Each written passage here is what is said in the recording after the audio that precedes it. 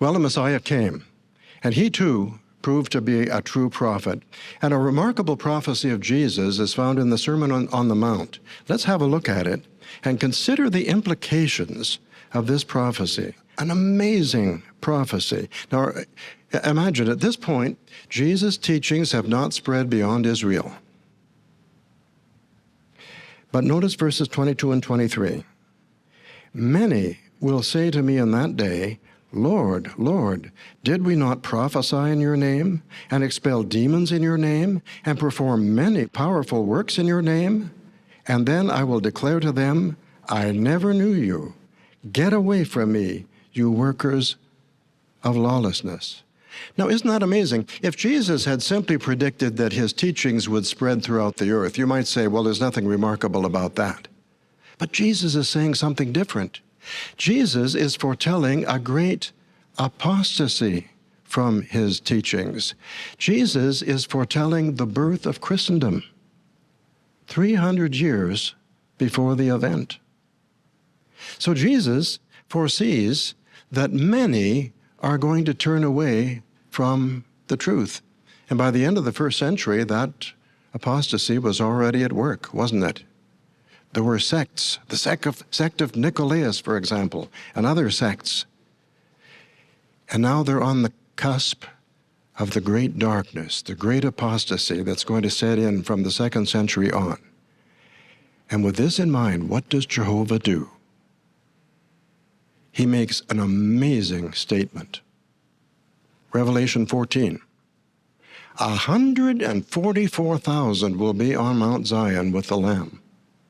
There were nowhere near 144,000 in the truth in the first century. And here Jehovah is saying there are going to be 144,000 in heaven with the Lamb at the end. But not only that, he goes further.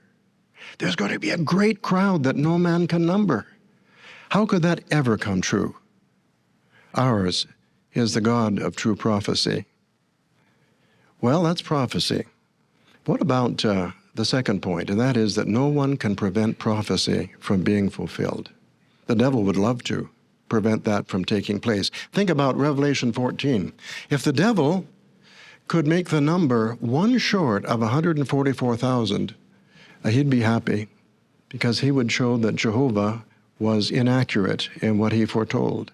And so that's one of the reasons why the devil has made war on the remnant of the seed of the woman, if at all possible, to prevent that number of 144,000 from coming to pass. But of course, he's going to fail. What really irritates me about David Splane, apart from this incredibly patronizing, condescending school teacher tone that he employs when he's talking down to his followers, is the fact that this condescending, patronizing tone accompanies utter gibberish.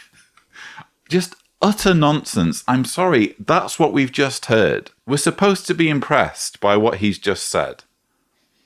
What an amazing prophecy.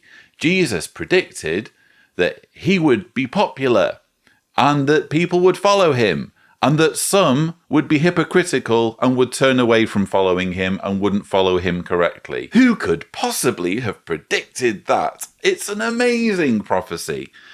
No, it isn't. No, it isn't. It's perfectly conceivable that someone would say, oh yeah, I'm going to be popular. People are going to follow me. But not everyone who follows me is going to be good. Some people are going to be bad. And some people are going to pretend to be followers of me, but they're not going to do it right. Especially when you consider that these books weren't written by Jesus. They were written by followers of Jesus. In fact, all the books of the New Testament weren't written by Jesus. They were written by followers of Jesus. And clearly, followers of Jesus will have their own agenda, and they will take issue with anyone who isn't following Jesus correctly, especially when we're talking about books written decades after Jesus has been around, which is ample time for people to do things differently, for there to be various different schisms and branches and people going off with their own interpretation of what Jesus' teachings were, there would already have been an apostasy when these words were written. So it's not even a prophecy when you think about it. And yet, according to David Splane, it's an amazing prophecy. How could Jesus have possibly predicted this? How could the writer of Revelation have been so precise in predicting 144,000 elite Christians? Because, as you'll know, if you're one of Jehovah's Witnesses, the 144,000 figure is supposed to be all Christians who've ever lived from 33 CE down to today, skipping out that huge period in history when there were no Jehovah's Witnesses. So literally just followers of Jesus within a few decades of when Jesus was around, and then this huge pause with maybe just one or two getting added to the 144,000 figure, and then it resumes when Jehovah's Witnesses come on the scene, and then special Jehovah's Witnesses like David Splane start making up this number of 144,000 again. And David Splane's argument is Satan would love that figure to be just one short. Satan would love to be able to disprove this figure in some way. It can't be disproven. It is an unfalsifiable prediction because we're literally talking about a random number in the book of Revelation that you're suggesting is every Christian who's ever lived, including special Jehovah's Witnesses, who can prove that you're wrong. It's unfalsifiable. It's precisely because it's unfalsifiable that we have reason to suspect that this is in fact anything remotely approaching a prophecy. Because if you're going to prophesy something, here's what counts as a prophecy. A prophecy is when, in advance, you write down something that's specific. So, for example, if someone had written down in 1995, in the year 2001, there will be a terrorist attack and the Twin Towers in New York will fall.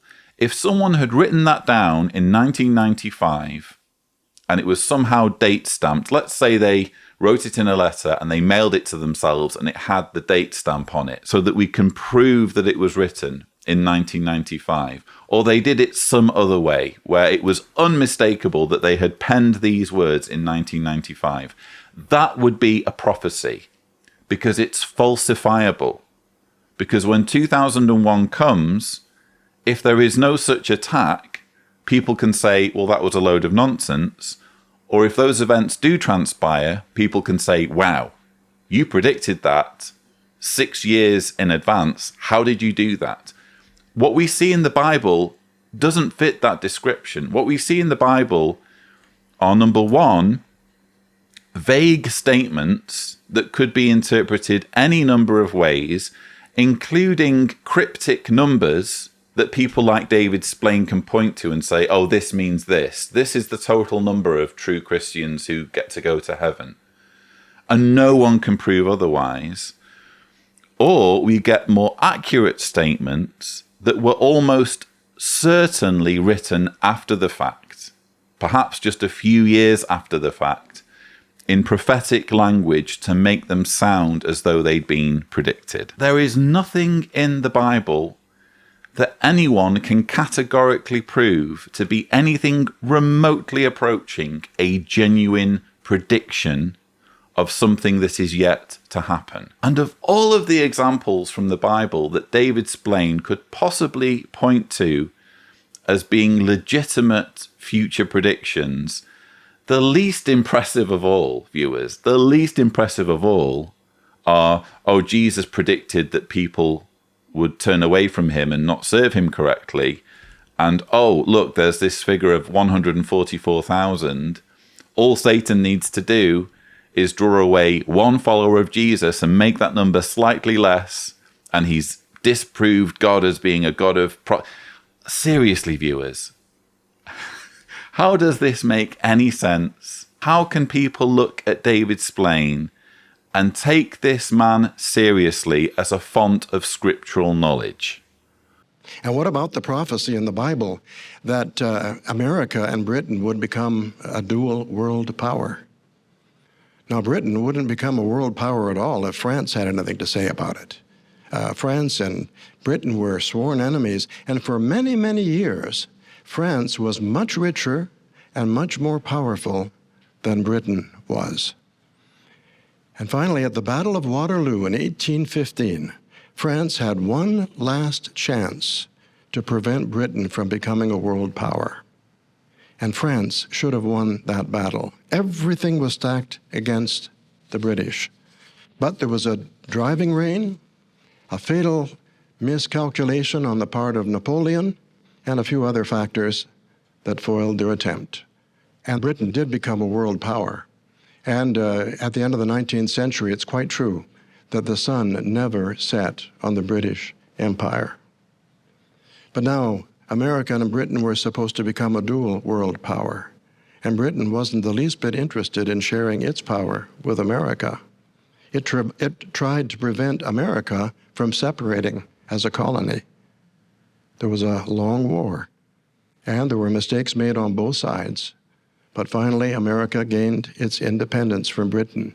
And what do we find? Some years after that, Britain is sharing its power with America. They are a dual world power. Fighters against God will never prevail.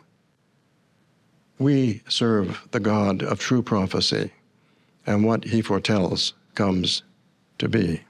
If you've never been one of Jehovah's Witnesses, you perhaps won't be in on this, but David Splane is just reciting the lyrics to a Jehovah's Witness hymn, which goes, "Ours is the God of true prophecy, what he foretells comes to be." Sorry about the dodgy singing. But yes, isn't it interesting how there's effectively multiple layers of coercion going on here? Because David Splane isn't daft. He knows that Jehovah's Witnesses, or at least many Jehovah's Witnesses, will have spent years or decades singing certain songs. And so he knows that to emphasize his points or to make his point stick, all he needs to do is tag in these lyrics, and suddenly he's unlocking people's memories and giving his words extra weight because he's piggybacking them on lyrics that have been entrenched in people's subconscious after being repeatedly sung, month after month or year after year on repeated occasions when Jehovah's Witnesses have been to congregation meetings. Very clever, very clever. The rest of what he has to say, not so clever. I mean, what have we really learned from David Splane's cameo in this May 2021 JW Broadcasting episode? We've received yet more evidence that David Splane is either anti-Semitic or at least has a very dim view of Jewish people, because he suggests that Jewish people are somehow stupid or ignorant if they don't embrace his views about Jesus as a Christian. Why would you be Jewish and not be a Christian, or indeed not have my specific views and beliefs as a Jehovah's Witness? How could this possibly be? That's the way David Splane thinks about Jewish people. We've seen that. We've also seen that David Splane has an incredibly low threshold when it comes to what constitutes an impressive prophecy. So that even Jesus saying something like, "Oh, people will follow me, but some of them won't be true followers," that's supposed to be an amazing prophecy. And finally, we have an example of David Splane showing us how utterly unimpressive and underwhelming he is as a Bible scholar, or as someone who tries to make logical arguments about the authenticity of the Bible. He literally says, And what about the prophecy in the Bible that America and Britain would become a dual world power? There is no such prophecy in the Bible, David Splane. Show me the verse that says Britain and America will become a dual world power. There is no such verse. There are only verses that you have interpreted, you have layered on. I say you, it's not David Splane personally, it's the Jehovah's Witness leadership. The governing body have layered on this interpretation of certain verses and said, we've decided this applies to Britain and America because we're really eager to stretch these Bible prophecies into the 20th and 21st centuries so that it applies somehow to us. That's where all of this Anglo-American nonsense comes from. It comes from their desperation to make this somehow about them and somehow about their authority. But what you absolutely cannot say is that the Bible predicts the rise of Anglo-America. It's hard to even make a case for Anglo-America being a thing, quite frankly. But it's infinitely harder to suggest that the Bible says something which it simply doesn't say, which is that there would be an Anglo-American world power. Nowhere will you find this in the Bible. And yet notice this cup and ball trick that's being played here. David Splane is talking about it as though it's not just his interpretation or the interpretation of prophecy, but as though it is an actual prophecy, as though the Bible says that. And Jehovah's Witnesses apparently will be watching along thinking, yeah, wow, David Splane makes an excellent point here. The Bible predicted the rise of the Anglo-American world power, and it was so close to not being fulfilled when there was the Battle of Waterloo. And if Napoleon had won that battle, then the prophecy wouldn't have come true. But doesn't that just show that ours is the God of true prophecy? I ask you, viewers, how can anyone take this stuff seriously?